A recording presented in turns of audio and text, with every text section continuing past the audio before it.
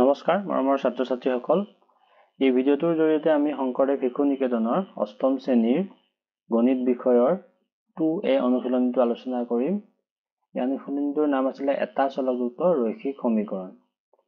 ইয়াত সমাধান কৰিবলৈ দিয়া আছে, গোটেইকেইটা অংক সমাধান কৰাই আছিল। আমি সমাধান কৰাৰ প্ৰথম অংকটো লৈছো 9 - 4x = -7। আমি সলিউশন লিখি লৈছো। প্ৰথমতে অংকটো আমি লিখিলো 9 - 4x = 7। এতিয়া আমি ইয়াত সমাধান কৰাবোৰ কৰিলে এটাই নিয়ম যে আমি x বা y বা যি ভ্যালু উলিয়াবলৈ দিয়া থাকে সেইবোৰ আমি বাওঁফালে আনিম আৰু সংখ্যাবোৰ বা ভগ্নাংশবোৰ আমি কি কৰো সোঁফালে লৈ যাওঁ। ইয়াত তেনেকৈ কৰা হৈছে -4x টো আমি ইফালে ৰাখিলো আৰু 9 টো আমি সমান চিহ্নৰ ইফালে লৈ আহিলো, মানে -7 ইয়াত অলৰেডি আছিল, 9 টো যদি ইফালে লৈ আহো -9 হ'ল। তো এতিয়া ইয়াতে -4x আছে আৰু যেহেতু ইয়াতে -7 মাইনাসত আছে আৰু 9ও মাইনাসত আছে, মুঠতে মাইনাসত 16 থাকিব, গতিকে আমি -16 লিখিছো। দুইফালে মাইনাস আছে, দুইফালে মাইনাস থকাৰ কাৰণে দুইফালে মাইনাস কেনসেল কৰি দিব পাৰো। এতিয়া যেহেতু 4 টো x ৰ লগত পূৰণ হৈ আছে, গতিকে আমি x টো ইফালে ৰাখিলো, 4 টো ইফালে অহাৰ লগে লগে আমাৰ কি হৈ গ'ল, হৰণ হৈ গ'ল। গতিকে 16/4 = আমি এনসাৰটো 4 পালো। Question number 2. Question number 2 to দিয়া আছিল যে 9/12 plus 3x = 6. এতিয়া আমি question টো একদম ইজি, 9/12 টো আমি লিখি লৈছো, question টো আমি ইয়াত লিখি ললো। লোৱাৰ পিছত আমি কি কৰিছো, এটো এটা হল ভগ্নাংশ আৰু ইও এটা ভগ্নাংশ হিচাপে আমি লিখিব পাৰো 3x/1। তলত আমাৰ 1 টা থাকে আৰু 6 ক আমি ভগ্নাংশ হিচাপে লিখিলে 6/1 হ'ব। গতিকে আমি তলৰবোৰ মানে 12, 1 আৰু 1 আমি লসাগু ললে আমিতো 12 হে পাম, লসাগুত আমি 12 পাম। গতিকে আমি কি কৰিছো, 12 সকলোৰে লগতে পূৰণ কৰি দিছো। 12 টো প্ৰথমতে 9x/12 ৰ লগত পূৰণ কৰিছো, আকৌ 12 টো 3x ৰ লগত পূৰণ কৰিছো, আকৌ 12 টো আমি 6 ৰ লগতো পূৰণ কৰিছো। তে পূৰণ কৰাৰ পিছত এই 12, যেহেতু এই 12 টো হৈছে, এই 12 টোৰ তলত 1 এটা আছে, গতিকে এই 12 টো ওপৰৰ সংখ্যা, গতিকে তলৰ 12 টো আৰু ওপৰৰ 12 টো আমি কেনসেল কৰিছো, থাকিব ইয়াত 9x লিখিছো। 12 আৰু 3x যদি মাল্টিপ্লাই কৰো 36x, ইফালে 12 আৰু 6 মাল্টিপ্লাই কৰিলে 72। গতিকে আমি 9x আৰু 36x প্লাস কৰিলে 45x, ইফালে 72 টো আছে। x = 45 টো যেহেতু x ৰ লগত পূৰণ হৈ আছে, গতিকে 45 তললৈ আহিলে ডিভাইড হৈ যাব। তো আমি ইয়াতে 9 ৰে কাটিছো, 9 ৰে 62ক 8 বাৰ আৰু 9 ৰে 45ক 5 বাৰ, গতিকে আমাৰ এনসাৰটো হৈ গ'ল 8/5। Question number 3. Question number 3 টো তেনেকৈ আছিল 3/x + 7 = 9। আমি ইয়াতে কি কৰিছো, এই ভগ্নাংশটোৰ পৰা দেখিছো যে ভগ্নাংশ ইয়াত এটাই আছে, 7 ৰ তলত 1 আছে আৰু 9 ৰ তলত 1 আছে। গোটেইকেইটাৰ লসাগু যদি আমি লওঁ x পাম, গতিকে x সকলোৰে লগতে আমি পূৰণ কৰি দিছো। x প্ৰথম 3x/x ৰ লগত পূৰণ কৰিছো, x টো 7 ৰ লগত পূৰণ কৰিছো, x টো 9 ৰ লগত পূৰণ কৰিছো। তে এই x টো ওপৰৰ x আৰু তলৰ x টো আমি কেনসেল কৰিব পাৰো, ইয়াত থাকিব আমাৰ 3 আৰু ইফালে +7x টো অলৰেডি আছে, 9x টো অলৰেডি আছে। নেক্সট লাইনটো আমি কি কৰিছো, 3 টো যেহেতু ইফালে আছে, সমান চিহ্নৰ আমি বাওঁফালে 3 টো ৰাখিলো আৰু 7x টো আমি সমান চিহ্নৰ সোঁফালে লৈ গলো। 9x টো অলৰেডি ইয়াত আগৰ পৰাই আছিল, 7x টো যদি আমি ইফালে লৈ আহো -7x হৈ গল। 3 টো তেনেকৈ আগৰ দৰে আছে, ইকুৱেল চিহ্ন আছে। 9x ৰ পৰা 7x যদি 9টা x ৰ পৰা যদি 2টা x আমি লৈ আহো, তো থাকিব আমাৰ 2টা x। গতিকে আমি নেক্সট লাইনটো আমি কি কৰিলো, 2x টো ইফালে লৈ আহিলো, 3x টো ইফালে লৈ আহিলো। তো x = 2 টোৰ লগত যদি x টো পূৰণ হৈ আছে, গতিকে 2 ৰে ইফালে আহিলে ডিভাইড হৈ যাব, গতিকে 3/2 হৈ গ'ল আমাৰ answer. Question number 4. Question number 4 টো আমি এই আগৰ নিয়মটোৰ দৰে আমি কৰিব পাৰো। ইয়াত দেখিছো যে 2/x 1/3 আৰু 1/5 আছে, গতিকে x 3 আৰু 5 আমি লসাগু ল'ব পাৰিলো হয়, কিন্তু ইয়াত অকনমান বেলেগকৈ কৰা হৈছে। কি কৰিছো আমি ইয়াত x টো, মই আগতেই কৈছিলো যে x বোৰ আমি যদি অংকটোত পাওঁ, x বোৰ এটা সাইড কৰিব লাগে আৰু ভগ্নাংশ বা সংখ্যাবোৰ আমি এটা সাইড কৰিব লাগে। ইয়াতো তেনেকৈ কৰিছো, 2/x টো আমি এটা সাইডে ৰাখিছো আৰু 1/3 টো আমি কি কৰিছো, 1/3 টো ভগ্নাংশটো 1/5 ৰ ফালে লগাই 1/5 অলৰেডি ইফালে আছিলে আৰু 1/3 টো ইফালে লৈ আহিলে -1/3 হৈ গল অলৰেডি 2/x টো ইয়াত আছে 5 আৰু 3 আমি এলসিএম ললো 5 আৰু 3 লখাগু ললো লখাগু লোৱাত আমি পালো 5 আৰু 3 লখাগু লোৱাত আমি পালো 15 এতিয়া আমি ভগ্নাংশৰ নিয়মটো জানোৱে বিয়োগ কৰাৰ নিয়মটো 5 ৰে প্ৰথমবাৰে আমি 15 ঘৰণ কৰিম 5 ৰে আমি 15 ঘৰণ কৰিলে 3 বাৰ পাওঁ এই 3 টো কাৰ লগত পূৰণ হয় এই 1 টোৰ লগত পূৰণ হয় গতিকে 3 1 দা 3 3 আকৌ 5ক যদি আমি হৰণ কৰো 5 বাৰ যাব 5 টো 1 টোৰ লগত পূৰণ কৰিলে 5 গতিকে 2/x থাকিলে ইয়াত আমি মন কৰিছো মাইনাসত আছে 5 আৰু প্লাসত আছে 3 আমাৰ বেছি আছে মাইনাসতে কিমান বেছি আছে 2 বেছি আছে গতিকে -2/15 এতিয়া আমি ইয়াত নেক্সট লাইনটো ক্ৰস মাল্টিপ্লিকেশন কৰিছো তো আমি প্ৰথমতে x টকাটো কৰো 2 আৰু x ৰ লগত মাল্টিপ্লাই কৰি -2 আৰু x ৰ লগত মাল্টিপ্লাই কৰিলে -2x 15 আৰু 2 কৰিলে আমি পাওঁগৈ 30 এতিয়া আমি x টো ইফালে ৰাখিছো আৰু -2 টো 30 ৰ তলত আহি যাব কাৰণ হৰ পূৰণ হৈ আছে ইফালে আহিলে আমাৰ হৰণ হ'ব -2 ৰে 30 15 বাৰ যাব আমাৰ এনসাৰটো হ'বগৈ -15 Question number 5 Question 5/x - 1 টোক আমি বাওঁফালে ৰাখিলো আৰু 1/2 মানে ভগ্নাংশটোক আমি 1/3 মানে সোঁফালে লৈ আহিলো ভগ্নাংশকিটা এটা সাইড কৰিছিলো আৰু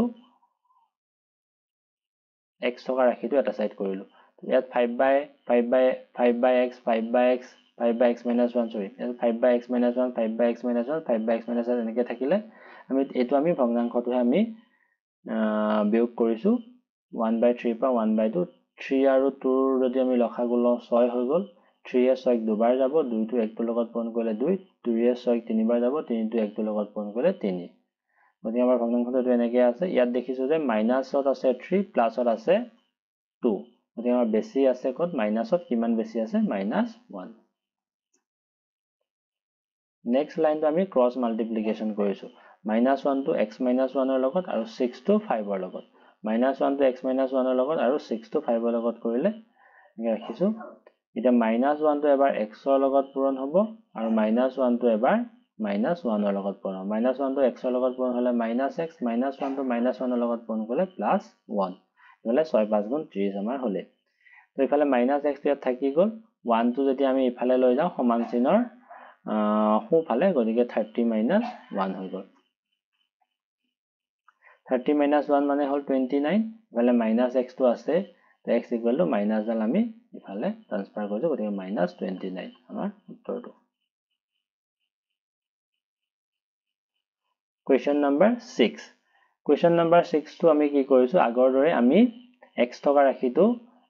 ৰাখিটো হল এটো আৰু ভগ্নাংশ কিটা আমি একে সাইড কৰিম এটো আৰু এটো ভগ্নাংশ মানে এটো কেনেদৰে কৰিছো 3/4 টো ইয়াত আছে কুৱেশ্যনটো আমি ইয়াত লিখি লৈছো 3/4 টো ইয়াত আগৰ দৰে আছে এই 1/2 টো আমি সমান চিনৰ বাওঁফালে লৈ আহিলো 1/2 টো সমান চিনৰ বাওঁফালে আহিলে যেহেতু 1/2 টো যোগত আছিলে সমান চিনৰ বাওঁফালে আহিলে ই আহিব বিয়োগত আৰু 4/1 - 2x টো সমান চিনৰ বাওঁফালে আছিলে এটো আমি আনিলো সোঁফাললে আনাৰ কাৰণে মাইনাসটো আমাৰ প্লাস হৈ গল নেক্সট লাইনটো আমি কৰিছো 4 আৰু 2 লখাগু 4 আৰু 2 লখাগু 4 হৈ গল যে 4 ৰে 4 ঘৰণ কৰিলে এবাৰ 1 টো 3 ৰ লগত পূৰণ কৰিলে 3 2 ৰে 4 ঘৰণ কৰিলে দুবাৰ 2 টো 1 ৰ লগত পূৰণ কৰিলে 2 ইফালে 4/1 - 2x টো আছে ইয়াতে 3 ৰ পৰা 2 গলে 1 তলত 4 টো আছে 4/1 - 2x এতিয়া আমি ক্ৰস মাল্টিপ্লিকেশন কৰিছো 1 - 2x টো 1 টোৰ লগত যদি পূৰণ কৰো 1 - 2x 4 টোৰ লগত আমি 4 টো পূৰণ কৰিলে 16 ইয়াত -2x টো আমি ৰাখিছো 1 টো আমি সমান চিনৰ সোঁফালে লৈ আহিছো তো 16 - 1 হৈ গল -2x ইয়াত আছে 16 ৰ পৰা 1 গল 15 x টো ৰাখিছো -2 টো ইফালে আহিলে ডিভাইড হৈ যাবগৈ 15/-2 আমাৰ এনসাৰটো হ'ব 15/-2 Question number 7 Question number 7 টো কুৱেশ্যনটো আমি পাতি লৈছো এতিয়া আমি এটো আগৰ দৰে লখাগু লৈও কৰিব পাৰিলো হয় কিন্তু আমি কি কৰিছো x টকা ৰাখিটো আমি কি কৰিছো এটা সাইডে ৰাখিছো আৰু বাকি ভগ্নাংশ কিটা এটা সাইড কৰিছো x/3 টো ইয়াত আছে ইকুৱেল টু আছে ইয়াতে 5/2 ইয়াত আছে 4/5 টো আমি কি কৰিছো বাও ফালৰ পৰা সো ফাললৈ লৈ আহিছো গতিকে বাও ফালৰ পৰা সো ফালে আনিলে যোগ চিনটো হ'বগৈ ইয়াত বিয়োগ এতিয়া x/3 টো ইয়াত অলৰেডি আগৰ প্ৰতিষ্ঠাকে আছে 2 আৰু 5 ৰ পৰা আমি কি ললো এলসিএম বা লসাগু ললো আমি কিমান পালো 10 2 আৰু 5 ৰ এলসিএম হ'ব 10 2 ৰে 10 ক 5 টাইম 5 5 দা 25 5 এ 10 ক 2 টাইম 2 4 দা 8 x/3 টো ইয়াত থাকিবই 25 বা 8 গলে 17 তলত 10 আছে গতিকে আমি ক্ৰস মাল্টিপ্লিকেশন কৰি নেক্সট লাইনটো 10 টো x ৰ লগত পূৰণ কৰিলে 10x 3 টো 17 ৰ লগত পূৰণ কৰিলে 51 তো x টো আমি ইয়াত ৰাখিছো 10 টো ইফালে আহিলে ডিভাইড হৈ যাব 51/10 Question number 8 Question number 8 to amar 1/9 1/9 equal to 6 plus x/3 Question to ami likhi lolu agor dore ami ki korisu x to eta side e rakhi dilu aru 6 to ami bhagnankhor phale ba 6 to saman chinor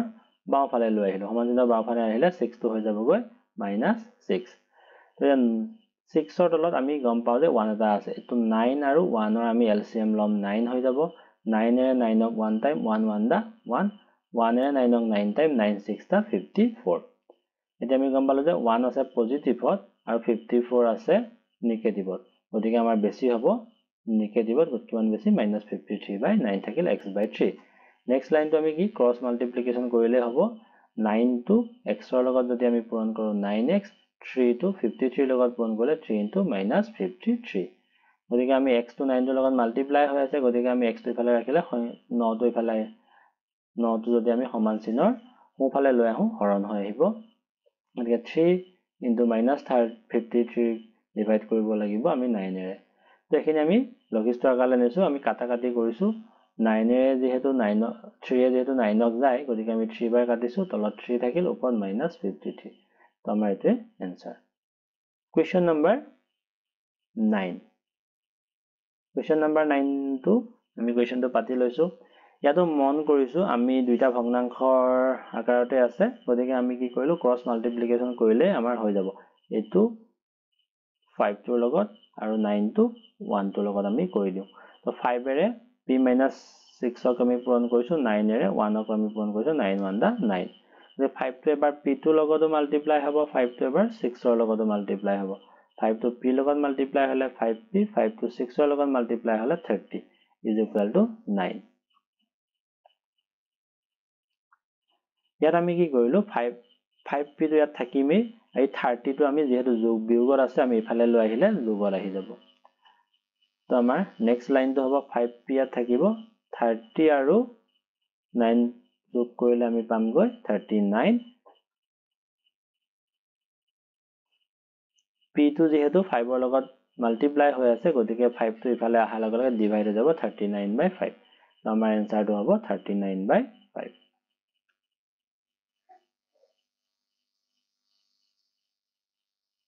Question number 10 Question number 10 তো আমি লিখি লৈছো ইয়াতো আগৰতে 7 y value ওলাব লাগিব আমি 7y/2 টো আমি সমান চিনৰ সোফালে ৰাখি দিলো আৰু 13/3 টো আমি সমান চিনৰ